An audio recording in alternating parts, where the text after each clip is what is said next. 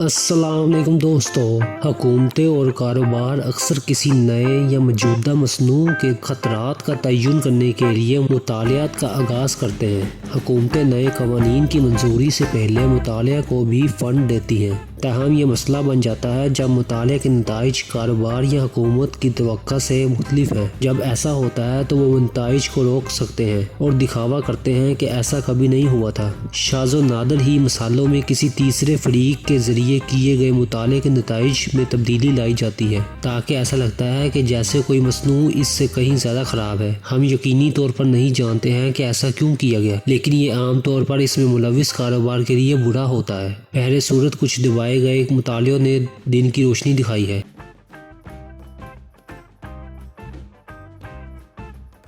کئی دہائیوں قبل بین الاقوامی شوگر ریسرچ فاؤنڈیشن شدت سے یہ ثابت کرنے کے لیے کوشش کر رہی تھی کہ شوگر انسانوں کے لیے اچھی ہے۔ اس مقصد کے لیے اس نے اپنے عہدے کی تائید کے لیے مطالعہ کو فنڈ فراہم کیا۔ 1967 میں اس نے یہ ثابت کرنے کے لیے ایک مطالعہ شروع کیا کہ شوگر دل کی بیماری کا سبب نہیں بنتا۔ جب ہم آج جانتے ہیں کہ شوگر دل کی بیماری کا باعث بن سکتا ہے، تو اس تحقیق میں یہ استدلال کیا گیا کہ چینی کی غذا پر چوہوں میں کولیسٹرول کی زیادہ مقدار ہوتی ہے، نہ کہ شوگر کی وجہ سے۔ اس میں یہ بھی دلیل پیش کی گئی کہ چوہوں کے مقابلے میں شوگر کے انسانوں پر طرح طرح کے اثرات ہوتے ہیں۔ ISRF نے 1968 میں ایک اور تحقیق کی۔ اس پر یہ ثابت کرنا چاہتا تھا کہ شوگر انسانوں کے لیے برا نہیں تھا۔ کوڈ نامی پروجیکٹ 259 مطالعہ نے شوگر کو انسانوں میں دل کی بیماری اور مثانے کی کینسر دونوں سے جوڑ دیا۔ یہ واضح طور پر کاروبار کے لیے برا تھا، لہٰذا ISRF نے اس مطالعے کو منسوخ کر دیا اور نتائج کو روک دیا۔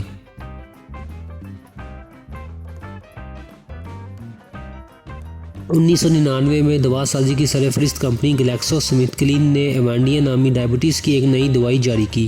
ایونڈیا تیزی سے ملٹی نیشنل کارپوریشن کے لیے اولین کمائی کرنے والا ملک بن گیا تھا اور وہ 2006 میں ایک سال میں $3 بلین کی آمدنی کر رہا تھا۔ FDA کی انکشاف کے بعد اس بات کا خاتمہ ہوا جب اس کی رہائی کے بعد سے ایونڈیا نے 83,000 مریضوں میں دل کا دورہ پڑا ہے۔ اس انکشاف نے GSK کے علاوہ سب کو حیران کر دیا، جس کا یہ پتہ 2000 سے تھا جب اس کی مالی اعانت کی گئی۔ ایک تحقیق میں اس کی دوا کے خطرناک ضمنی اثرات کا انکشاف ہوا، تاہم اس نے نتائج کو روک لیا کیونکہ وہ ایونڈیا ایک نقدگاہیں تھی۔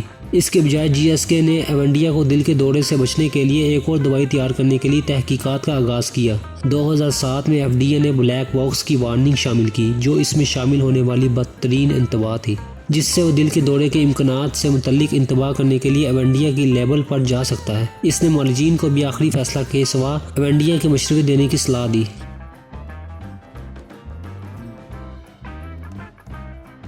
دل کی سرجری کے دوران خون بہنے سے بچنے کے لیے ٹراسیل کا استعمال کیا جاتا ہے۔ یہ دوا ساز کمپنی ایک بڑے بائر نے تیار کی ہے۔ 2007 میں بائر کے ایک مطالعے سے انکشاف ہوا تھا کہ ٹراسیل کی وجہ سے فالج، ہارٹ اٹیک اور گردے کی خرابی سمیت متعدد مسائل پیدا ہو سکتے ہیں۔ بائر نے دوائی کھینچنے کے بجائے اس تحقیق کو کھینچ لیا۔ بعد میں بائر نے اس کی تردید کی کہ وہ ٹراسیل کے مہلک اثرات کو چھپانے کی کوشش کر رہی ہے۔ اس نے دعویٰ کیا ہے کہ اس نے اس مطالعے کو روک دیا کیونکہ اس میں معلومات اکٹھا کرنے کے طریقوں سے مسئلہ تھا۔ بائر نے بھی استدلال کیا کہ وہ نتائج کو حتمی شکل دینے کے لیے بہت جلدی تھی۔ یہ اس کے باوجود 67,000 مریضوں پر مطالعہ کیا گیا تھا۔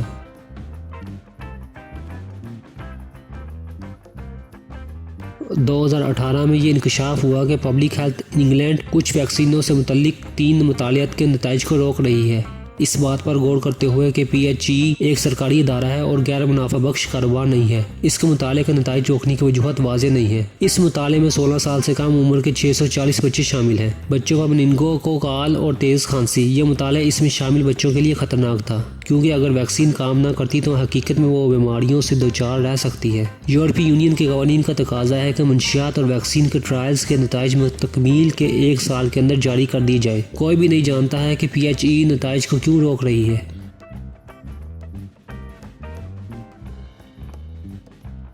ڈائی آکسین انسانوں سے تیار کردہ متعدد کیمیکلز کا ایک پیچیدہ نام ہے جو انسانوں اور ماحول کے لیے خطرناک ہے۔ وہ انسانوں میں کینسر، پیدائشی نقائص اور جگر کی بیماری سمیت متعدد صحت کے مسائل پیدا کرنے کے لیے جانے جاتے ہیں۔ وہ جسم کے قوت مدافعت کے نظام کو بھی ختم کر سکتے ہیں۔ ڈائی آکسین جڑی بوٹیوں سے دوچار دواؤں، کیڑے مار ادویات، پلاسٹک، بلیچ اور متعدد دیگر کیمیکلوں کی پیداوار کے ضمنی مصنوعات ہیں۔ اس کا مطلب یہ ہے کہ وہ عام طور پر مٹی اور پانی کی سپلائی میں زہر آلود کر دیں گے، جہاں وہ مکمل طور پر ہزیمت سے پہلے برسوں تک زندہ رہتے ہیں۔ ماحولیاتی تحفظ ایجنسی کی ذاتی مطالعے سے انکشاف ہوا ہے کہ ڈائی آکسین گوشت انڈوں میں مرکوز کر سکتے ہیں، تاہم ای پی اے نے مونسانٹو اور ڈاؤ کیمیکل کمپنی جیسے بڑے کاروباری اداروں کے اقدامات کی وجہ سے ان مطالعات کے نتائج کو باضابطہ طور پر جاری کرنے سے انکار کر دیا۔ ایک طویل عرصے سے دبے ہوئے اس رپورٹ کا عنوان ہے TCDD کی نمائش اور انسانی صحت کی بحالی۔ یہ اتنا متنازع تھا کہ مبینہ طور پر صدر بش نے اقتدار چھوڑنے سے قبل ہی اسے روکنے کا حکم دیا تھا۔ اس کارروائی پر الزام لگایا گیا کہ وہ کیمیکل انڈسٹری کے لیے آپ کا شکریہ کہنے کے طریقے سے ہیں۔